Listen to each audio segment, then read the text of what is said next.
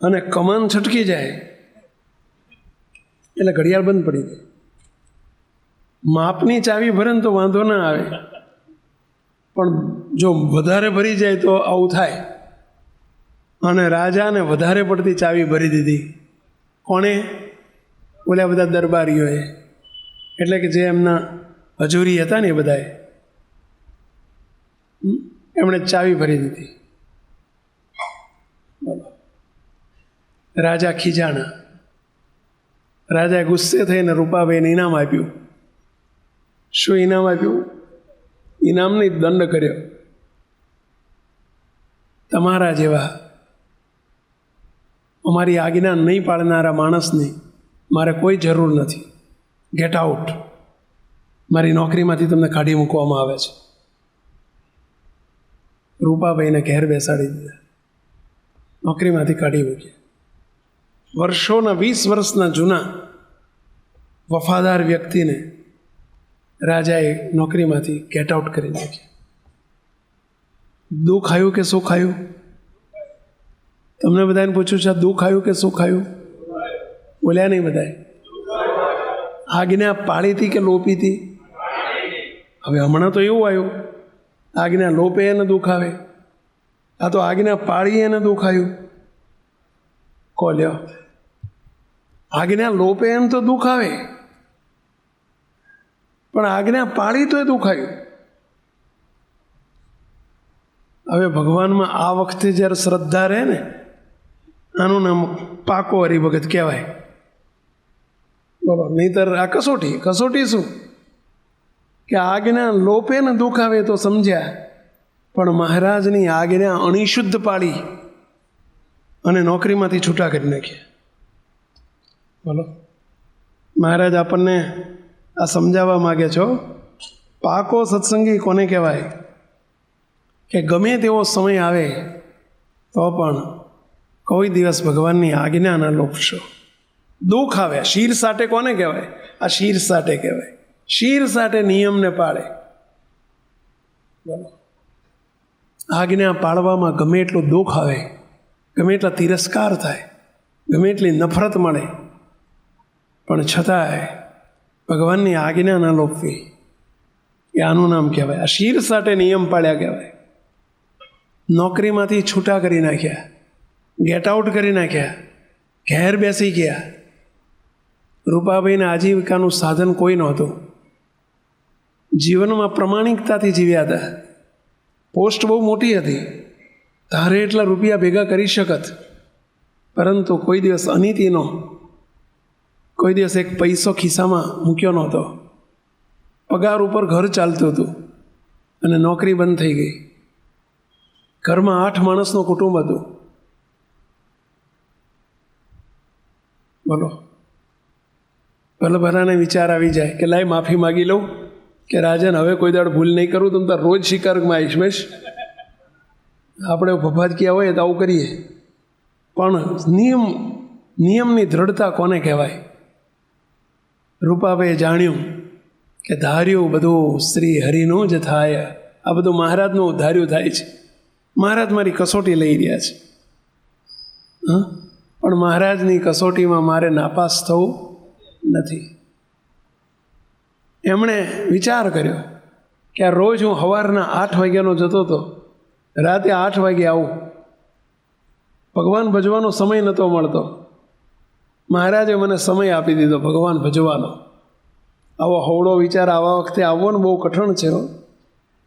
બોલો, ઘેર બેસીને ભગવાનની સ્તુતિ, પ્રાર્થના, ભજન કર્યા કરે કે ભગવાને ખરો સમય આપ્યો. હવે 1-2 મહિના થયા. રાજાને ત્યાં એક મોટો પ્રશ્ન આવ્યો. રાજાને ઘેર એક અવસર આવતો હતો. પોતાની દીકરીના લગ્ન આવતા હતા. એકની એક દીકરી હતી, એના લગ્ન આવતા હતા નજીકના સમયમાં. અને દીકરી માટે, આ તો રાજાની દીકરી, કરિયાવર બહુ મોટો કરવાનો હતો. રાજાએ વિચાર્યું કે મારે મારી આખી દીકરીને મારે સાચા હીરાથી મઢીને મોકલવી છે. શું વિચાર કર્યો? મારી દીકરીને સાચા હીરાથી મઢીને મારે સાસરે મોકલવી છે. હીરાથી મઢવી એટલે સમજ્યા? નહીં કે આખા શરીરે હીરા ચોપડવા એમ નહીં, પણ હીરાના અલંકારો પહેરાવીને મારે એને શાસ્ત્રે મોકલવી છે. સાચા હીરા, કરોડો રૂપિયાનો ખર્ચો થાય. આ હાર બનાવવાના ડાયમંડથી અને હીરાના દાગીના બનાવવાના કરોડો રૂપિયાનો ખર્ચો થતો હતો. રાજા હતા, એમને ઘેર કંઈ સમૃદ્ધિની છોડો ઉડતી હતી. એમણે તપાસ કરી કે હીરા સાચા હીરા મળે ક્યાંથી, અને હીરાના આવા દાગીના બનાવનારા માણસો, એક્સપર્ટ માણસો ક્યાં મળે. તપાસ કરતાં જાણવા મળ્યું કે જામનગરની અંદર આવા સાચા હીરા મળે છે. અને આવા સાચા હીરાના દાગીના બનાવનારા આખા ગુજરાતની અંદર, ભુજની અંદર એના કારીગરો છે, કચ્છની અંદર ભુજમાં. હવે જામનગરથી ડાયમંડ લેવાના અને ભુજ લઈને જવાનું, અને ભુજમાં કારીગરો પાસે જઈને દાગીના બનાવવાના, અને ભુજથી ભાવનગર આવવાનું પાછું દાગીના લઈને. હવે હીરા કંઈ આવડા મોટા મોટા ના હોય. હીરા કેવડા હોય? સાવ નાના રઈના દાણા જેવડા હોય સાચા હીરા. હવે 2, 4, 5 હીરા, 5, 25 હીરા ખિસ્સા મૂકવા તો કોઈને અઘરા ના પડે. કરોડો રૂપિયાના એક હીરા, એવા હીરાના હાર બનાવવાના, હીરાના દાગીના બનાવવાના. હવે કરોડો રૂપિયા લઈને જવાનું, કરોડો રૂપિયાના દાગીના, જોખમી વસ્તુ હતી. કોઈક બહુ જ વફાદાર વ્યક્તિ જોઈએ, એમને યાદ આવ્યું કે આવો વફાદાર માણસ કે જીવનમાં 1 રૂપિયાનું કોઈ દિવસ આગુ પાછું ન કરે, એવો જો કોઈ માણસ હોય તો આ સ્વામિનારાયણનો સત્સંગી રૂપાભાઈ છે. પણ રૂપાભાઈને તો મેં ધમકાઈને કાઢી મૂક્યા. એમને તો મેં ધમકાઈને કાઢી મૂક્યા નોકરીમાંથી. એવો માણસ મળવો મુશ્કેલ છે, જે ખાનદાન હોય, જે નેક હોય, પ્રમાણિક હોય, ઓનેસ્ટ હોય. એ તો એક સ્વામિનારાયણનો સત્સંગી છે. એના જેવો માણસ આવી કરોડો રૂપિયાનો વિશ્વાસ જેની ઉપર મુકાય, એવો તો આ એક માણસ છે. આને તો મેં કાઢી મૂક્યા. રાજાને પસ્તાવો થયો કે મેં બહુ ખોટું કર્યું. હવે આ સમયે આવા માણસની જ જરૂર છે. રાજાએ માણસ મોકલ્યો રૂપાભાઈના ઘેર.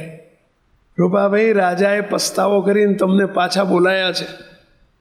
તમને ડબલ પગાર હવેથી આપશે, પણ તમે નોકરીમાં આવી જાઓ. આ તમારા 3 મહિના ઘેર બેસી રહ્યા ને, એનોય પગાર તમને મળી જશે. બસ તમે પાછા આવો. રાજાએ તમને બોલાવવા માટે મોકલ્યા છે. તો 2 વાત અહીંથી પ્રસિદ્ધ, 2 વાત અહીં સમજવાની છે. એક વાત કઈ? ચલો, કઈ 2 વાત સમજવાની છે? કોણ કહેશો? એક વાત, સ્વામિનારાયણ ભગવાનનો ભક્ત હંમેશા પ્રમાણિક હોય. પ્રમાણિક હોય. 1 રૂપિયાનું જીવનમાં કોઈ દિવસ ખોટું કરે ને, એ જ સ્વામિનારાયણ ભગવાનનો ભક્ત કહેવાય. રૂપાભાઈની એક છાપ હતી, એક ઇમેજ હતી, એક ગુડવિલ ઊભી કરી હતી કે સ્વામિનારાયણનો સત્સંગી કોઈ દિવસ 5 પૈસાનું આગુ પાછું નહીં કરે, એવો એમને વિશ્વાસ હતો. આપણે બધા સ્વામિનારાયણના સત્સંગી છીએ, બેઠેલા ધ્યાન રાખજો. આવી છાપ આપણી ઊભી થવી જોઈએ, આવી ઇમેજ આપણી ઊભી થવી જોઈએ. જીવનમાં કોઈ દિવસ આપણી હાથમાં કરોડો રૂપિયાનો વહીવટ આવે, કોઈ આપણા ઉપર ગમે એટલો મોટો વિશ્વાસ મૂકી દે, પણ આપણા હાથે 5 પૈસાનું ખોટું ન થાય, કોને ખબર છે? એવો વિચાર પણ આપણને ન આવે તો આપણે સ્વામિનારાયણના કહેવાઈએ. બાકી જો સાચું ખોટું, યુક્તિ પ્રયુક્તિ, ગાયનું ભેંસ તળે, ભેંસનું ગાય તળે કરવા માંડ્યું તો સમજજો આપણે ભગત નથી, ભફાકિયા છીએ. એ ભગત ના કહેવાય. બેઠેલા બધા ધ્યાન રાખજો. પહેલે રૂપાભાઈ જેના સત્સંગી હતા, આપણે પણ એ જ ભગવાનના સત્સંગી છીએ. કોઈએ આપણી પર વિશ્વાસ મૂક્યો, એનો વિશ્વાસઘાત જીવનમાં ક્યારેય નહીં કરવાનો. કોઈ દિવસ 5 પૈસાની ચોરી કરવાનો કોઈ દિવસ સંકલ્પ ન થવો જોઈએ. તો આપણે સ્વામિનારાયણ ભગવાનના ભક્ત કહેવાય. 5 પૈસાની ચોરી ન થાય તો 5 રૂપિયાની તો થાય જ કેમ? 500 5,000ની, 500 5,000 5 લાખની થાય જ કેમ? આ સ્વામિનારાયણ ભગવાનની આજ્ઞા છે. અને એટલે વિશ્વાસ એમને હતો કે રૂપાભાઈ કશી કોઈ દિવસ 5 પૈસાનું આગુ પાછું નહીં કરે. એ સ્વામિનારાયણનો સત્સંગી છે. આપણે પણ નોકરી ધંધા કરતા હોય, કોઈ પણ, ચાહે સરકારી નોકરી હોય તો પણ, અને ચાહે પ્રાઇવેટ નોકરી હોય તો પણ, ધંધો કરતા હોય ને કોઈ ભાગીદાર હોય આપણી પર વિશ્વાસ મૂક્યો હોય તો પણ, કોઈ દિવસ 5 રૂપિયાનો કે 5 પૈસાનું આગુ પાછું ન થાય. આ સ્વામિનારાયણ ભગવાનના ભક્તની ઇમેજ છે. આપણા એક ત્રિવેદી સાહેબ છે, ઘણા બધા ઓળખતા હશો, નરેન્દ્રભાઈ ત્રિવેદી, આપણા ઘનશ્યામ અંકના મેગેઝિનના તંત્રી છે. વર્ષોથી એકના એક તંત્રી તો છે જ. બહુ ભગત, ખરેખરા ભક્ત કહેવાય. વર્ષો પહેલાંની વાત છે, આજથી 25 વર્ષ પહેલાંની વાત કરું છું. એ સ્કૂલમાં ટીચર હતા, મેથ્સના ટીચર હતા. જમાલપુરમાં એક વસંત રજબ સ્કૂલ હતી કે છે, એમાં એ શિક્ષક હતા. હવે એ આપણા ઘનશ્યામ અંકના લેખ લખતા. લેખ લખવાના હોય તો એ લેખ લખે. એક વખત એમણે 8-10 પેજનો એક લેખ લખેલો, ફૂલસ્કેપ પાના, 8-10 પાનાનો. સેવકને તપાસવા માટે આપ્યો, ચેક કરવા માટે આપ્યો. સેવકે હાથમાં લેખ આવ્યો એટલે ફૂલસ્કેપ પેપર હતા, 8-10 પેપર, પણ એના ખૂણા ઉપર સિક્કો મારેલો, સ્ટેમ્પ મારેલો. શાનો? વસંત રજબ સ્કૂલ. એનો પેલો રબર સ્ટેમ્પ હોય ને, તે વસંત, એની ઉપર પેલા બ્લુ ઇંકથી પેલા સિક્કા મારેલા 8-10 પેજ ઉપર, વસંત રજબ સ્કૂલ, વસંત રજબ સ્કૂલ, વસંત.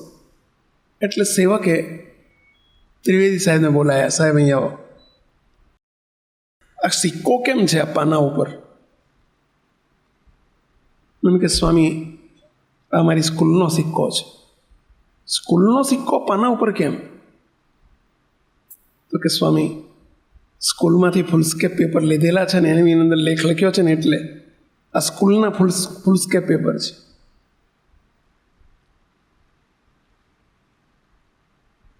આ ચોરી કહેવાય, આ ચોરી કહેવાય. સ્કૂલ આપણા બાપની છે, સ્કૂલના તમે માલિક છો, તમે જોબ કરો છો, સ્કૂલમાં તમે નોકરી કરો છો. મને કે સ્વામી, પણ અમારા બધા શિક્ષકો ફૂલસ્કેપ ઘેર લઈ જ જાય છે, જેટલા જોઈતા એટલે લઈ જવાની છૂટ છે, બધા લઈ જાય છે.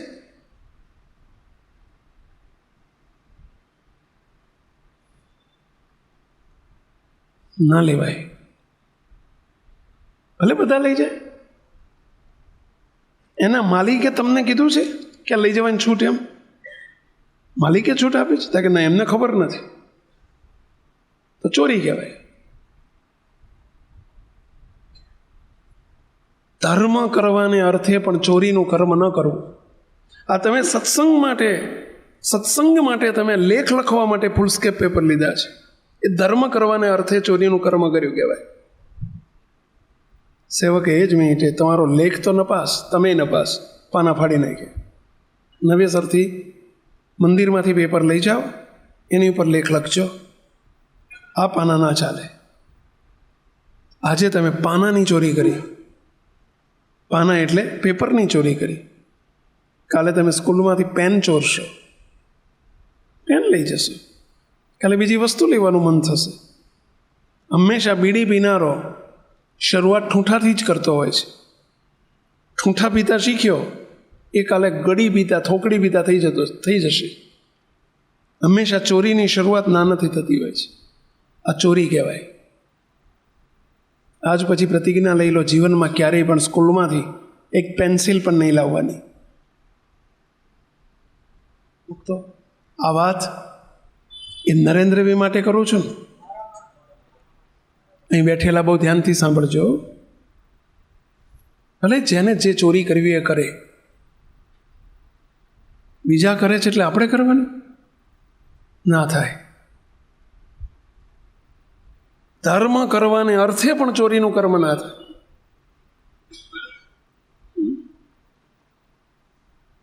આજ્ઞા લોપ થાય, મહારાજ કુરાજી થાય.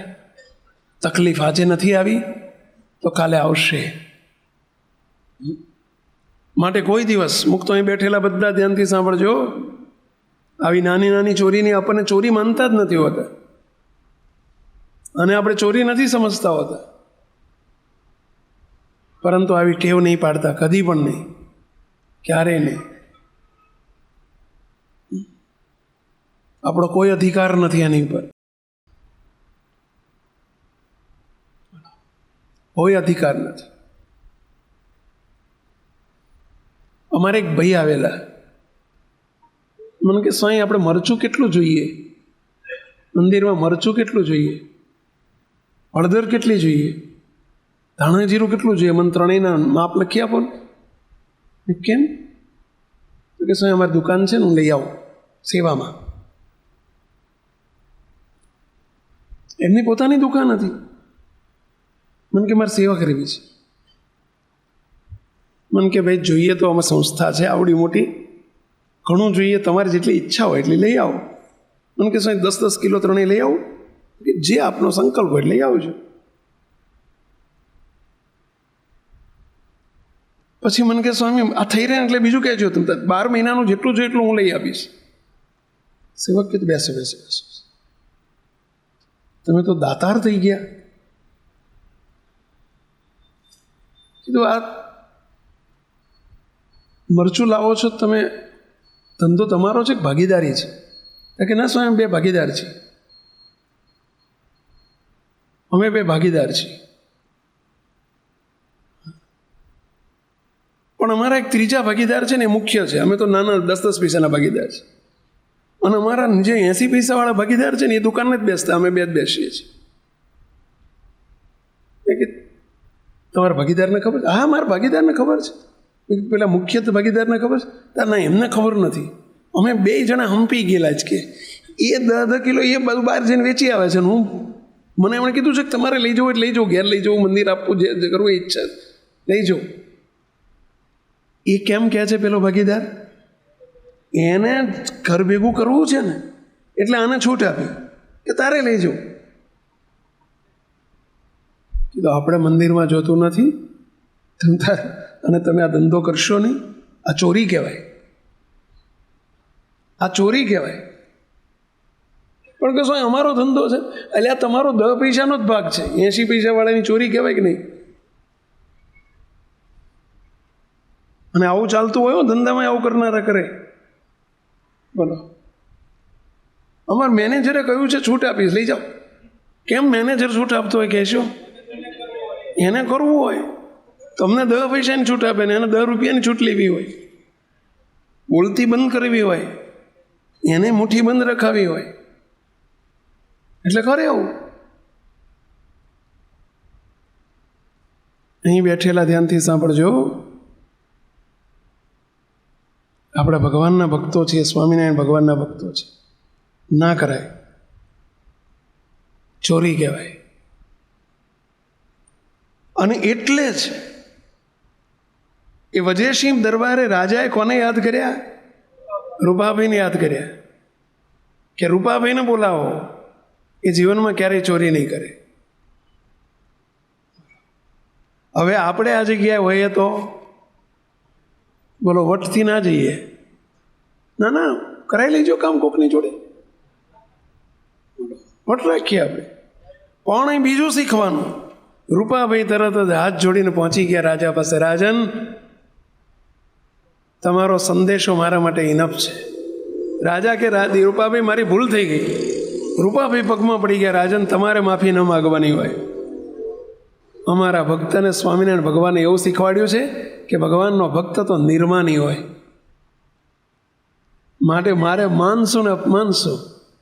તમે મને અપમાન કરીને કાઢી મૂક્યો એની મેં ગાંઠ નથી વાળી, માટે હું તૈયાર છું. બોલો શું હશે? બસ તમારે રાજમાં આવી જવાનું છે પાછું. રૂપાભાઈએ વિચાર કર્યો કે વાહ પ્રભુ વાહ, 3 મહિના ભગવાન ભજવાનો ટાઈમ આપી દીધો અને 3 મહિનાનો પગાર આપી દીધો અને ઉપરથી ડબલ પગાર થઈ ગયો. આ ભગવાને સારું કર્યું ખોટું કર્યું? એટલે આ તમને પ્રશ્ન પૂછું, ભગવાને સારું કર્યું ખોટું કર્યું? દુઃખ આવ્યું કે સુખ આવ્યું? ટેમ્પરરી દુઃખ લાગ્યું. કાઢી મૂક્યા ત્યારે દુઃખ લાગ્યું હશે, પણ ભગવાન નિયમ પાળે, આજ્ઞામાં વર્તે, એને ટેમ્પરરી ક્યારેક દુઃખ આવશે, પરંતુ અંતે તો સુખ સુખ અને સુખ જ હોય છે. 3 મહિનાનો બેઠા બેઠા પગાર મળ્યો. એ કે હાશ ભગવાન ભજાણા 3 મહિના, મારા 12 મહિનાના 3 મહિનામાં રોટલા નીકળી ગયા. એટલે કે 3 મહિનામાં ભગવાન ભજવાનું 12 મહિને ના ભજી શકું એટલું 3 મહિનામાં ભજાઈ ગયું. પગાર વધી ગયો. ઉપરથી આબરૂ સાથે એમને પાછા બોલાયા. રાજાએ બોલાવીને કહ્યું કે હે રૂપાભાઈ, તમારે કરોડો રૂપિયા લઈને જવાનું છે. તમારી સાથે જે સ્ટાફ જોતો હોય બધો આવશે, પરંતુ કરોડો રૂપિયાની સંપત્તિ લઈને, પૈસા લઈને તમારે જામનગર જવાનું છે. જામનગરમાંથી સાચા મોતી અને સાચા હીરા ખરીદવાના છે. ત્યાંથી એ ખરીદી કરીને તમારે ભુજ જવાનું છે અને સાચા બધા દાગીના બનાવી અને તમારે પાછા લઈને આવવાનું છે. મને તમારી પર સંપૂર્ણ ભરોસો છે કે તમે 1 રૂપિયાનું આઘું પાછું નહીં કરો. તમારી સાથે આ બધા કેશિયરો મુનિમોન બધા આવે છે, પરંતુ મને તમારી પર ભરોસો છે એટલો બીજા કોઈ ઉપર નથી. રૂપાભાઈએ કહ્યું, તમને મારી ઉપર આટલો બધો વિશ્વાસ છે, માટે ચિંતા ન કરશો. 1 રૂપિયાનું આઘું પાછું નહીં થાય એની હું તમને જવાબદારી લઉં છું, ભરોસો આપું છું. મારી ઉપર નહીં, તમે મારા ચાંદલા ઉપર ભરોસો કરજો, મારા ઈષ્ટદેવ ઉપર ભરોસો કરજો. પ્રોમિસ આપી, વચન આપ્યું. રૂપાભાઈ પૈસા લઈને કરોડો રૂપિયા લઈને જાય છે. જામનગર પહોંચ્યા, ત્યાં થોડા દિવસ રહેવાનું હતું, ત્યાંથી ભુજ થોડા દિવસ રહેવાનું હતું. નીચેના માણસો ઉપર 1 પૈસાની અંકુશ રાખે, એની ઉપર કંટ્રોલ રાખે. નીચેના જે એકાઉન્ટન્ટ હતા, કેશિયરો હતા, મુનિમો હતા, 4-5 મુનિમો હતા. એમણે રૂપાભાઈને ફોડવાનો પ્રયત્ન કર્યો. રૂપાભાઈ, તમને ખબર છે ને, કઈ મિનિટે નોકરીમાંથી કાઢી મૂકે કંઈ ખબર ના પડે, અને નોકરીમાંથી ઘરે બેહાડી દીધા. તમને તો અનુભવ છે, 3 મહિના કાઢી મૂક્યા, ઘર ભેગા કરી દીધા. રોટલાના હા પડી જાય, માટે થોડીક બચત કરી લેવી જોઈએ. આપણું તારું મારું હૈયારું આપણે થોડુંક મેળાપીપણું કરી નાખીએ તો કોઈને ખબર પડવાની નથી. આ નાની નાની આઈટમ છે, ઝીણી રઈના દાણા જેવી આઈટમ છે. થોડુંક તમને મળે, થોડુંક અમને મળે, તો આપણે થોડીક ઘરે મૂડી થાય તો આપણે નોકરીમાં જ કાલ કાઢી મૂકે તો ચિંતા તો નહીં. રૂપાભાઈએ સ્પષ્ટ શબ્દમાં કહી દીધું, ભૂખે મરી જઈશ, પરંતુ મારી જિંદગીમાં ચોરી કરીશ નહીં, ચોરી કરવા દઈશ નહીં.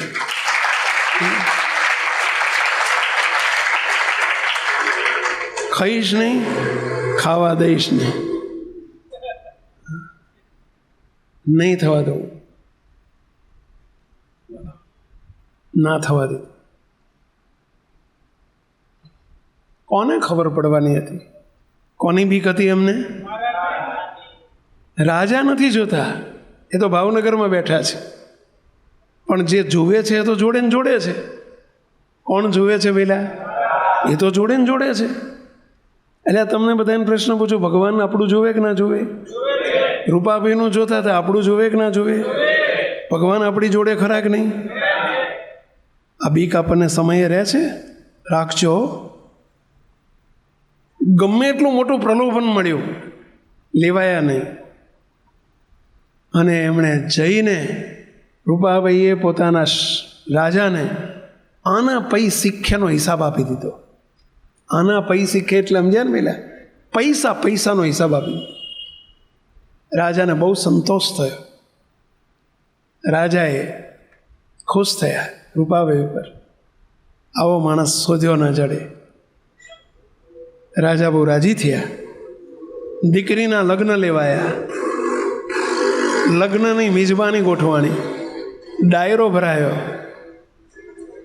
ઓલા હજુરિયાઓ હતા ને, એમને ઈર્ષ્યા વધી કે મારું બેટું આપણે પહેલી વખતે કર્યું સારું, ને કાઢી મૂક્યો, બધું થયું, પણ મારો બેટો પાછો ઘૂસી ગયો હતો. આ સ્વામિનારાયણીઓ પાછો અંદર ઘૂસી ગયો, અને ઉપરથી માનીતો થઈ ગયો, અને ઉપરથી પ્રમોશન મળ્યું. એટલે ઈર્ષ્યા થઈ. ગમે એમ કરીને આને કાઢવો છે. ડાયરો ભરાયો છે, રાજાની પડખે રૂપાભાઈ બેઠા છે, અને પહેલાંના જમાનામાં ડાયરાની અંદર કસુંબા આવતા. કસુંબા એટલે સમજ્યા? અફીણ. અફીણ હોય, ઘોળેલું અફીણ. કચ્છમાં એને ડોડા કહે. અમે હમણાં કચ્છમાં જઈને આવ્યા, એ બાજુ ડોડા કહે, આ બાજુ અફીણ કહેવાય. અને અફીણ ઘોળીને એટલે એનો કાવો કરીને એને ઓગાળે ને એટલે ચા જેવું કાળું કાળું થઈ જાય. અને એક જાતનું એ ડ્રગ્સ છે. અત્યારના જમાનામાં એને શું કહેવાય? ડ્રગ્સ. જેમ બ્રાઉન સુગર હોય, જેમ હેરોઇન હોય, કોકો હોય, એમાં પણ એક ડ્રગ્સ છે. અને એમની આગળ પાલી આવી, આવડી નાની પાલી હોય. રૂપાભાઈ આગળ લઈને આવ્યા. રૂપાભાઈ આમ કહ્યું, આગળ જા બેટા.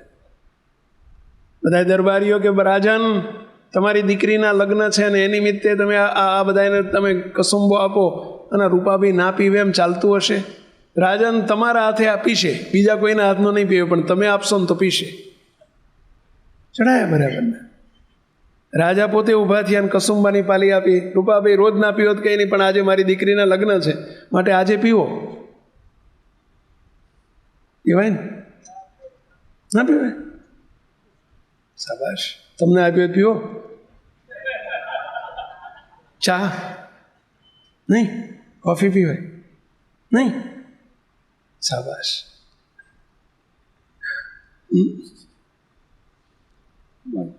રૂપાભાઈને હવે ધર્મ સંકટ ફરી આવ્યું. સામે કોણ ઊભું હતું? રાજા પોતે લઈને આવ્યા. રૂપાભાઈ પી જાવ, આજનો દિવસ મારી દીકરીના લગ્ન છે.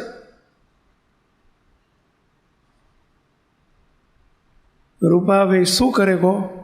રૂપાભાઈએ વિચાર કર્યો, હવે શું કરવું? એમણે બેટમાં તલવાર હતી, તલવાર કાઢી. રાજન કે રાજન લ્યો તલવાર, મારું માથું કાપી નાખો. અહીંથી માથું ઉડાવીને અહીંથી તમારે ગળામાંથી નાખવું હોય તો નાખો, પરંતુ જીભે હું સ્વામિનારાયણનું ભજન કરું છું, એ જીભથી, એ મોઢાથી આ કસુંબો નહીં જાય. લો તમે મારી નાખો, મને કાપી નાખો, અહીંથી કાપી નાખો, પણ આ જીભે કરીને આ કસુંબો નહીં જાય. રાજા કે તમને ખબર પડે છે તમે કોનું અપમાન કરો છો? રાજાને અપમાન નથી, મારા નિયમની દ્રઢતા છે.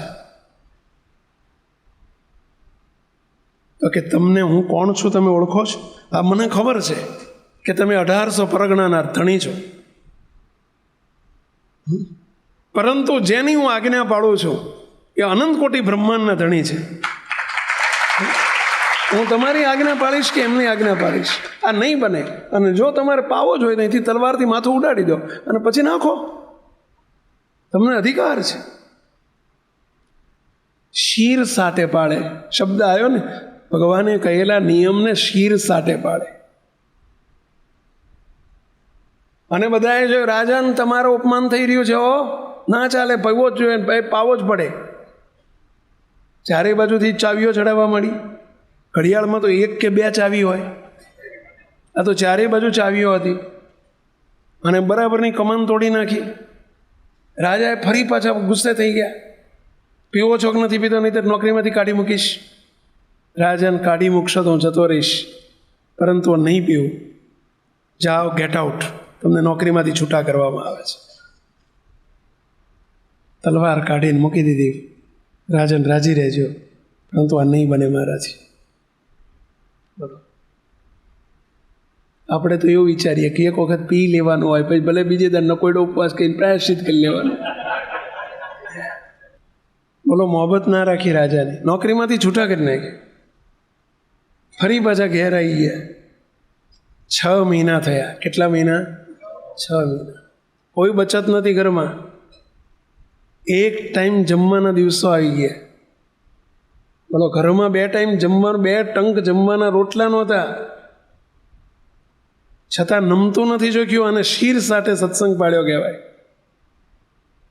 બોલો, સ્વામિનારાયણ ભગવાનને ગઢપુરમાં ખબર પડી કે રૂપાભાઈને કાઢી મૂક્યા છે બીજી વખત, નોકરી નથી. મહારાજે બ્રહ્માનંદ સ્વામીને કહ્યું, બ્રહ્માનંદ સ્વામી, રૂપાભાઈ તમારા શિષ્ય છે, એમને આવી તકલીફ આવી છે, માટે તમે એમને બળ આપતું કીર્તન બનાવો. અને બ્રહ્માનંદ સ્વામીએ કોઈ માણસ જોડે 4 પદ બનાવીને મોકલ્યા છે. હરિજન સાચા જે ઉરમાં હિંમત રાખે, વિપતે વરસી રે કે દીદી વચન નવ ભાખે. ગમે તેવી તકલીફ આવે, મુશ્કેલી આવે, તો પણ ભગવાનનો ભક્ત એ ખરો ઉરમાં હિંમત રાખે. વિપતે વરચી રે કે દીન વચન બનવ ભાખે. ગમે તેવી વિપત્તિ આવી જાય અને તો પણ કોઈ દિવસ ભિખારી ના થાય, કોઈ દિવસ ના હિંમત ન બને, ના મર્દ ન બને, કોઈ દિવસ નેગેટિવ ન થાય. શું થશે એવો વિચાર પણ ન કરે. ભગવાન કસોટી લે છે, સાર સરા ધાર પાર ઉતરી જાય પણ એમાં નાપાસ ન થાય. આવા 4 પદ બનાયા. ખૂબ હિંમત આવી ગઈ રૂપાબેને. ધાર્યું તો મહારાજનું થાય છે ને. 6 મહિના સુધી ઘેર બેસી રહે. આ બાજુ રૂપાભાઈના ત્યાં એક મોટો પ્રસંગ બીજો આવી ગયો. અરે રાજાના ત્યાં રાજાની રાજમાતા જે હતા, એમના માતુશ્રી, એમને ને એમના જે ધર્મપત્ની હતા, એમની દીકરીઓ હતી, એ બધાની ઈચ્છા થઈ કે આપણે જાત્રા કરવા જવું છે. એમણે રાજાની આગળ પ્રપોઝલ કરી કે અમારે જાત્રા કરવા જવું છે. લેડીઝ સભ્યો રાજના જે હતા એ બધાએ. હવે રાજની કુંવરીઓ, રાજમાતા, રાજરાણી, હવે આ બધાને જાત્રા કરવા જવાની ઈચ્છા થઈ. રાજા કે ભલે જાઓ, પણ કે જોડે માણસો તો ઘણા લેવાય, પણ બહુ જ આંખનો ચોખ્ખો હોય, હાથનો ચોખ્ખો હોય, નજરનો ચોખ્ખો હોય એવો માણસ કોઈક જોઈએ. હવે એવો માણસ ક્યાંથી લાવવો? રાજાના માતુશ્રીએ રાજાને કહ્યું, બેટા ત્યાં 2 વખત કાઢી મૂક્યા રૂપાભાઈને. એના જેવો માણસ તને બ્રહ્માંડમાં શોધ્યો નહીં જડે, કે જે હાથનો ચોખ્ખો છે, નજરનો ચોખ્ખો છે. કોઈ દિવસ એની બુરી નજરે જોશે નહીં. આ બધી રૂપાળી દીકરીઓ, ઘરની આ રાજની કુંવરીઓ છે, રાજમાતા પોતે, રાજના રાણી, અને આ બધી દોમ સાહેબીમાં ઉછરેલી દીકરીઓને ઘરને સંસાર હોય અને એની પાસે એની ઊંચી આંખ કરીને જોવે નહીં એવો માણસ હોય તો એ રૂપોભાઈ છે. સ્વામિનારાયણનો સત્સંગી છે. અમને કોઈ ચિંતા નહીં. એને તે કાઢી મૂક્યો વગર વાંકે ખોટું કર્યું છે, માટે એને બોલાય તો અમારી આ જાત્રા કરવા જવાશે, નહીં તો નહીં જવાય. રાજાને ફરી પસ્તાવો થયો. ફરી કેણ મોકલ્યું, લખાણ મોકલ્યું કે હું ચાંદીના પથ્થર ઉપર હવે લખી આપું છું કે રૂપાભાઈ તમે પાછા આવો, જે પગાર છે એનો ડબલ પગાર આપીશ. એટલું જ નહીં, તમારો દેહ પડી જાય, તમારો દેહ પડે પછી પણ એ પગાર તમારી હાથ પેઢીઓ સુધી ચાલુ રાખીશ. શું કહે છે? હાથ પેઢી સુધી હું પગાર ચાલુ રાખીશ, તમે આવી જાઓ પાછા. મુક તો ધર્મ પાળતા નોકરી છૂટી ગઈ હતી. હો, ભગવાનની આજ્ઞા પાળવામાં નોકરી છૂટી ગઈ હતી. દુઃખ આવ્યું હતું, પણ આ દુઃખ હતું કે સુખ હતું? દુઃખની પાછળ સુખ હતું. બોલો, એમને નોકરીમાં પાછા લીધા. દરબારીઓને બોલાવીને કહ્યું કે આજ પછી આ રૂપાભાઈ બેઠા હોય ત્યાં સુધી એમની હાજરીમાં કોઈએ કસુંબો ઘોળવાનો નહીં, કસુંબો પીવાનો નહીં, કોઈને પાવાનો નહીં. એમની હાજરીમાં કોઈએ પાવાનો, કોઈએ પીવાનો નહીં. અને લખાણ કરી આપ્યું, તમારી ગેરહાજરીમાં પણ હાથ પેઢી સુધી પગાર તમારો ચાલુ રહેશે. રૂપાભાઈને ફરી નોકરીમાં લઈ લીધા. જાત્રા કરવા માટે પોતાના બધા ઘરના મેમ્બર્સ બધા હતા, જે સભ્યો હતા, બધાને જાત્રા કરવા લઈને નીકળ્યા. રસ્તામાં મુશ્કેલી આવી, ફરીથી પાછી દારૂ વર્તમાન લોપવામાં કસોટી આવી. આગળ અહિંસા ધર્મમાં કસોટી આવી. ચોરી કરવાનું વર્તમાન હતું, એમાં પાસ થઈ ગયા. હવે વાત અવેરી વર્તમાનની. રાજાની રાણીને, કુંવરીઓને, માતાને બધા નીકળ્યા છે જાત્રા કરવા. અને વૃંદાવનની અંદર સંઘ પહોંચ્યો. ઘણા સિપાહીઓ હતા. મુખ્ય જવાબદારી કોની હતી? રૂપાભાઈની. રૂપાભાઈ યુવાન હતા, 30-35 વર્ષની ઉંમર હતી. દેખવડા હતા, રૂપાળા હતા. અને રાજ રાણીની દ્રષ્ટિ બગડી. રાજાના જે રાણી હતા એમની નજર બગડી. રાત્રે ત્યાં ધર્મશાળામાં ઉતરેલા. જે રાજ કુટુંબના જે પરિવાર હતો એના ઉતારા જુદા હતા. રાજમાતાનો ઉતારો જુદો હતો, દીકરીઓના ઉતારા જુદા હતા, રાજમાતા હતા એમનો ઉતારો જુદો હતો. નોકર ચાકરો બધા જે સિપાહીઓના ઉતારા જુદા હતા. રૂપાવનભાઈનો ઉતારો જુદો હતો. રાજમાતાએ રાજરાણીએ પોતાની પાસે રહેલી દાસીને મધ્યરાત્રિએ રૂપાભાઈના રૂમમાં મોકલી અને કેણ કેવડાયું કે રાજરાણી તમને અત્યારે એમના રૂમમાં બોલાવે છે, એકાંતમાં બોલાવે છે. રૂપાભાઈએ દરવાજો ખોલીને શબ્દ તો સાંભળી લીધો, કેણ તો સાંભળ્યું, સંદેશો સાંભળ્યો, જાણી લીધું. કસોટી આવી. સ્વામિનારાયણ ભગવાનની આજ્ઞા છે પારકી સ્ત્રી હોય એની સાથે એકાંત કે અંધારું ન કરવું. આ એકાંત અને અંધારું કરવાની વાત આવી.